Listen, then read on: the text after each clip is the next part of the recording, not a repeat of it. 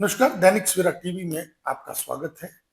हिमाचल प्रदेश के अराजपत्रित कर्मचारी महासंघ के पूर्व अध्यक्ष व वर्तमान में बेरोजगार पेंशनर्स कामगार संगठन के राज्य अध्यक्ष गोपाल दास वर्मा, जिनका कर्मचारी राजनीति, कर्मचारी के मुद्दों, कर्मचारियों की पीड़ा और हिमाचल की आर्थिक स्थिति को लेकर के अपना एक विजन है, अपनी एक दूरदृष्टि है। आज हमारे साथ हैं गोपाल दास वर्मा।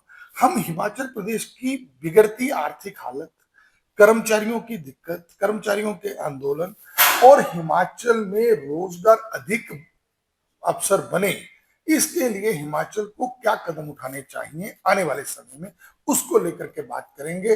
वर्मा जी, आपका स्वागत जी, आपका भी धन्यवाद सर। वर्मा जी, आप लंबे समय से कर्मचारी राजनीति में रहे हैं, आप कर्मचारियों के मुद्दों को उठाते रहे हैं, आप प्रदेश सरकार के बहुत करीबी अध्यक्ष रहे हैं और ताकतवर अध्यक्ष रहे हैं। आज हम जब इस स्थिति में हैं, जब हिमाचल प्रदेश में 1,05,000 करोड़ का कर्जा है और जिस प्रकार से आर्थिक स्थितियां हैं, मैं सिर्फ ये बात करना चाहूंगा कि ऐसे में हम इस स्थिति से कैसे उबर सकते हैं। देखिए, ये आपने ठीक कहा कि आज हालात बहुत खराब है। 100 करोड़ से ऊपर कर्जा हो गया और हाँ, एक मतलब हालात इस कदर ये है ना जी, आपने बिल्कुल ठीक बात कही है। कहीं कर्मचारियों के आंदोलन है, कहीं मजदूरों के आंदोलन है, कहीं मतलब बेरोजगारों के आंदोलन है।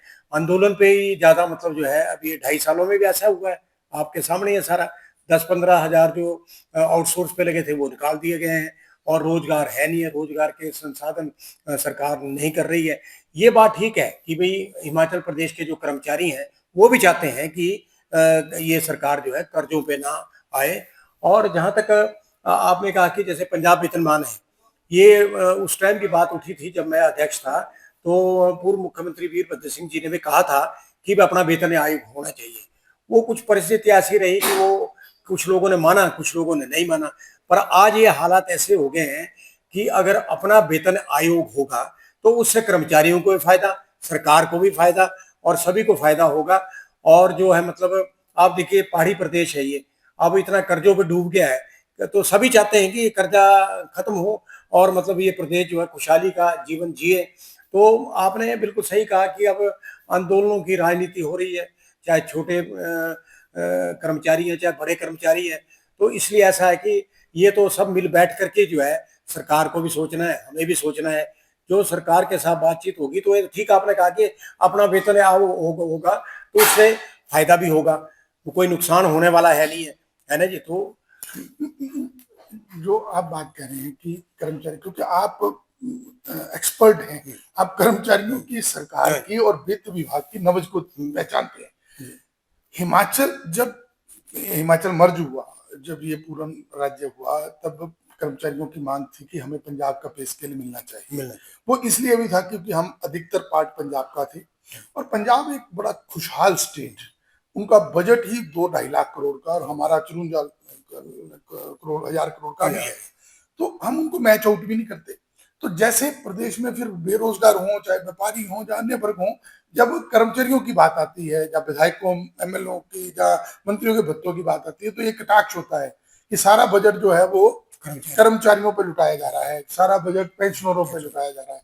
तो क्या अब आने वाले समय में यानी सरकार कोई तो आर्थिक प्रबंधन में कदम उठाए? बिल्कुल, तो अभी नहीं, अगर अभी प्रयास करेंगे सबसे मिल करके, तो आने वाले समय के लिए लागू किया जाए तो उसका कितना लाभ होगा? देखिए जी, उससे, ये तो आपने ठीक बात कही, उससे बहुत लाभ होगा, कोई नुकसान नहीं उससे होने वाला। ये तो एक टेरर क्रिएट कर रखा कि अगर हिमाचल प्रदेश का अपना वेतन ये होगा तो कुछ नहीं मिलेगा, ऐसा नहीं है। ये बातें नहीं है, ऐसा नहीं है। अपनी यहाँ पर देखिए, पहाड़ी प्रदेश है ये, कई कठिनाई है। पंजाब तो चलो तो प्लेन एरिया है सारा जो भी है, यहाँ तो और अच्छी सुविधाएं और मिल सकती है कर्मचारियों को।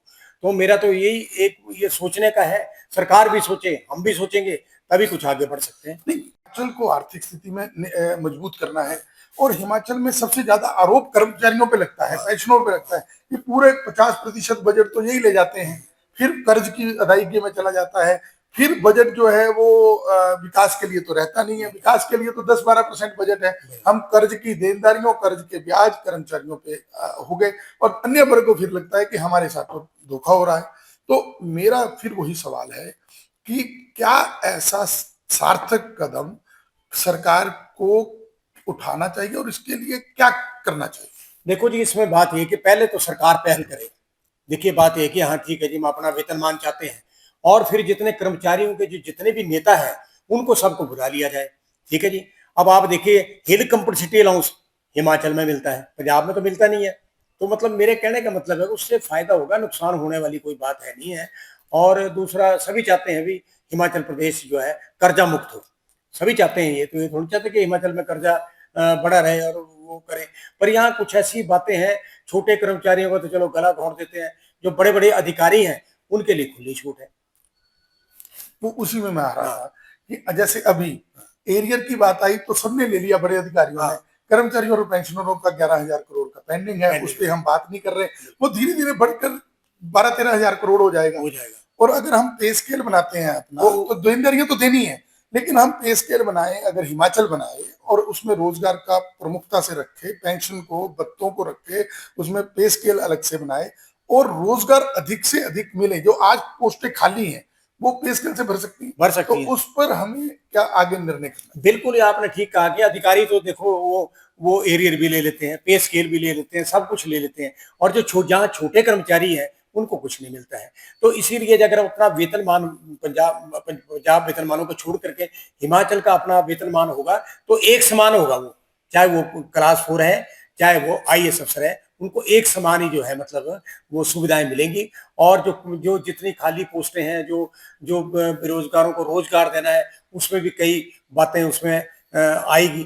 तो मेरा तो यही कहना है कि सरकार इसमें पहल करे, तो कर्मचारी नेता तो आएंगे आएंगे। है? तो सबसे बड़ी बात ये भी है कि जो कर्मचारी अब जॉब पे हैं, जो लग हाँ, चुके हैं, उन पर इसका प्रभाव नहीं पड़ेगा। न- ये तो आपने तय करना है, फिर आने वाले 2 साल के बाद शुरू करना, मान लीजिए। बिल्कुल बिल्कुल। तो भाजपा और कांग्रेस दोनों को इस और आने वाले समय में सोचना पड़ेगा, नहीं तो कर्जा बढ़ता जाएगा। बिल्कुल हिमाचल आत्मनिर्भर होने के बयान रह जाएंगे, कर नहीं पाएंगे कर अगर हम सब मिलकर के काम नहीं करेंगे। बिल्कुल, आपने बहुत अच्छी बात कही। चाहे भारतीय जनता पार्टी है, चाहे कांग्रेस है, इनके इनके नेताओं को भी ये सोचना चाहिए कि प्रदेश हित में पंजाब वेतनमानों को छोड़ के हिमाचल अपना वेतन आयोग गठित करे, जिससे छोटे कर्मचारियों को जो है ज्यादा फायदा होगा। और दूसरी बात जी इसी के साथ थी कि आज की डेट में बेरोजगारी का आंकड़ा रोजगार कार्यालयों में बढ़ रहा है, फैक्ट्रियों में बाहरी लोग रोजगार कर रहे हैं, और जो प्रोजेक्ट आ रहे हैं उसमें भी बाहरी लोग आ रहे हैं। तो हम बेरोजगारों को, क्योंकि चिट्टा बढ़ रहा है, अपराध बढ़ रहे हैं, निराशा बढ़ रही है, आत्महत्याएं बढ़ रही हैं, और अभी भी जो कैबिनेट सब कमेटी ने रिपोर्ट दे दी है उसके बावजूद अनेक रिजल्ट नहीं निकले सबॉर्डिनेट सिलेक्शन बोर्ड के, तो वो एक निराशा है। आज की डेट में जो उम्र को लेकर के बात हो रही है कि 59 वर्ष कर दें या 60 वर्ष कर, आज तो नौकरी 45-45, 50-50 वर्ष में लग रही है। तो इस सब पे आपका क्या?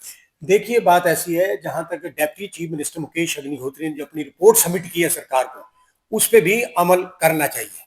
वो भी अगर अमल होती है तो उससे भी काफी मतलब जो है राहत हिमाचल प्रदेश को मिलने वाली है। आज चिट्टा देख लीजिए, चिट्टा फैला है, बेरोजगार बच्चे जो है चिट्टा खा रहे हैं, मर रहे हैं, हालत इतनी खराब हो गई है, नौकरियां नहीं मिल रही है। तो ये ठीक है कि इस बारे में तो पहले सरकार पहल करे। सरकार पहल करेगी तो हिमाचल प्रदेश का जो कर्मचारी है वो उसके लिए तैयार है। और अंतिम सवाल, आत्मनिर्भर बनाने में जहां ये आर्थिक संसाधन की बात उठानी पड़ेगी, वहीं आप कितना मानते हैं कि जब हम चुनावों में जाते हैं, यानी ये मुद्दा इसी से जुड़ा है कि जब हम चुनावों में जाते हैं तो राजनीतिक पार्टियां चुनावों में जाती हैं, राजनीतिक पार्टियां लोगों से वायदा करती हैं। जैसे इस बार हिमाचल प्रदेश में ये आम आदमी पार्टी ने देश में शुरू किया, उसके बाद सारे राजनीतिक दल उसमें जा रहे हैं। कोई 2500 फ्री दे रहा है, कोई कह रहा है कि हम 1500 देंगे, कोई 300 यूनिट देंगे, कोई और चीजें कर रहा है।